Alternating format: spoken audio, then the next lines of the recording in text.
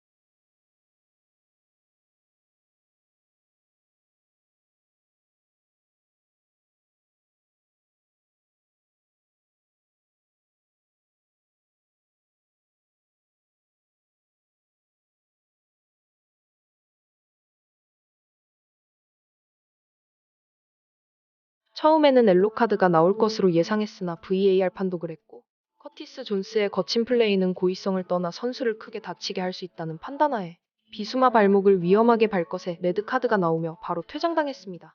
이건 리버풀 입장에서는 제대로 된 악재였습니다. 이때부터 손흥민을 압박하는 고리가 느슨해지기 시작했습니다. 전반 32분 메디슨의 패스를 받은 히샬리송이 좋은 위치에 있던 손흥민에게 패스를 하지 않고 자신이 직접 슈팅을 때리며 지난 시즌과 현 시즌 좋지 못한 부진한 모습을 만회하기 위해 욕심을 부리기 시작합니다. 손흥민에게 패스를 하지 않고 자신이 직접 슈팅을 때리며 기회를 날렸는데요. 이때 손흥민이 히샬리송에게 다가가 주장으로서 이야기하는 모습이 잡혔었죠. 이런 어수선한 상황을 캡틴 손흥민이 한 방으로 끝냈는데요.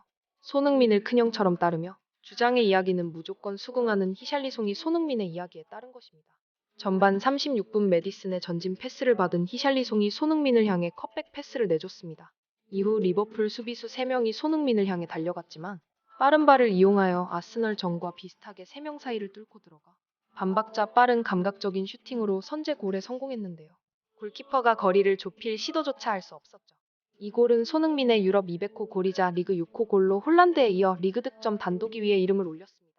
손흥민 선수는 이번 골로 유럽 통산 545경기 200골 89도움이라는 엄청난 대기록을 달성했을 뿐 아니라 프리미어 리그 19골로 라이언 긱스와 동률을 기록하며 역대 득점 27위에 랭크되었습니다. 스카이 스포의 메인 해설은 이 골을 극찬하면서 손흥민이 이번 시즌 윙어가 아닌 단독 원톱 포워드로 토트넘의 주 공격수 자리를 차지한 후 이제 거 케인만 할 수 있을 거라 생각했던 자리를 너무나 잘 수행한다. 아니 오히려 케인을 넘어서 토트넘의 원톱은 원래 손흥민이었던 것처럼 퍼펙트하게 수행하고 있다고 했습니다. 1대 0으로 뒤처지자 리버풀은 좌우 측면 중앙 가리지 않고 거친 반칙이 계속됐으며 마치 경기를 이기려는 게 아니라 카드를 수집하려 나온 듯한 플레이에 팬들의 야외도 커져만 갔습니다. 하지만 전반 추가 시간 4분 크로스를 반다이크가 헤더로 골문 앞에 내줬고 이를 터닝 슈팅으로 동점을 만들며 전반전이 종료되는데요. 10명 대 11명으로 후반전이 시작되었고 손흥민 메디슨 조합도 버거운데 히샬리송까지 전성기 시절로 돌아가 버리니 당연하게도 리버풀은 이때를 기점으로 크게 무너지기 시작하는데요. 반면에 전반전 활약했던 살라는 언제부터인가 존재감 자체를 잃었으며 이따금씩 연결되는 롱 패스에 무의미한 달리기 경주만 할 뿐이었고 반면 손흥민의 침투는 한 번 한 번이 송곳처럼 날카로웠습니다. 이날 리버풀 팬 커뮤니티에는 무리한 돌파로 옐로 카드를 받은 살라에 대해 동시즌 똑같이 득점왕에 올랐지만 지금은 체급차가 너무 벌어져 버렸다. 손흥민이 A급 공격수라면 살라는 B-급이라면 발언 날리기도 했습니다. 특히 살라 선수는 우도기가 완전히 막아버리면서 완전히 틀어막아 버리는 모습을 보여줬고 리버풀도 확실하게 토트넘을 공략하는 모습을 잘 보여주지 못하는 그런 전반전이었습니다. 후반전 70분이 되기 전 손흥민의 경미한 근육 부상으로 교체되어 나갔고 이때부터 90분 풀타임이 끝날 때까지 1대1 상황을 힘겹게 이어왔습니다. 그러나 위닝 멘탈리티로 무장한 이번 시즌 토트넘은 끝까지 포기하지 않고 골대로 강하게 올린 크로스가 리버풀 수비수 선수의 발에 맞고 자책골 행운의 결승골을 가져갔죠. 수비수의 멘탈이 나가는 순간이었는데요. 전후반 내내 손흥민 선수는 공을 가지고 있지 않은 오프더볼 상황에서 움직임을 가지며 수비를 끌어내리는 모습으로 상대의 뒷공간을 노려왔었기 때문에 리버풀의 수비수들은 손흥민 선수가 어떤 움직임을 가져갈지 극도로 집중하고 긴장하고 부담으로 이어져 엄청난 체력적 한계가 오고 있고 결국 후반전에는 집중력이 흐트러지며 골문 앞 자책골 위기를 맞이했고 있다란 평가도 많았습니다. 손흥민의 득점에 대한 토트넘 팬들의 반응을 보면 메디슨의 패스와 소니와 히샬리송의 깔끔한 플레이, 소니는 곧 골든 부츠를 얻을 거야. 토트넘이 케인 팀인 것처럼 행동한 바보들은 모두 입 좀 다물고 있으면 좋겠어. 콘테를 체포해라.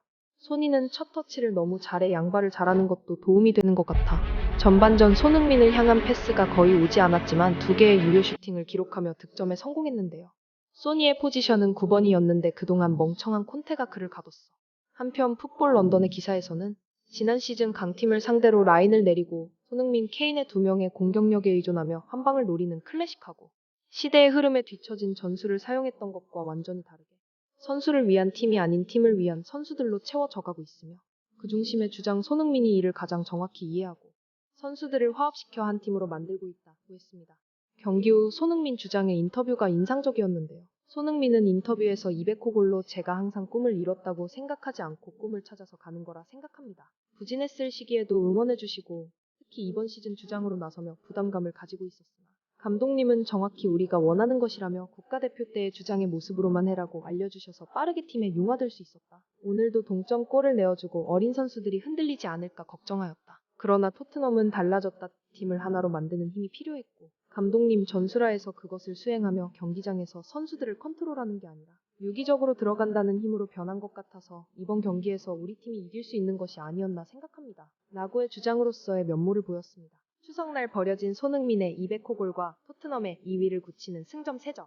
과연 이번 시즌 손흥민이 다시 한번 득점왕에 오르게 될지, 토트넘은 다시 한번 더 손흥민을 앞세워 챔피언스 리그에 진출할 수 있을지.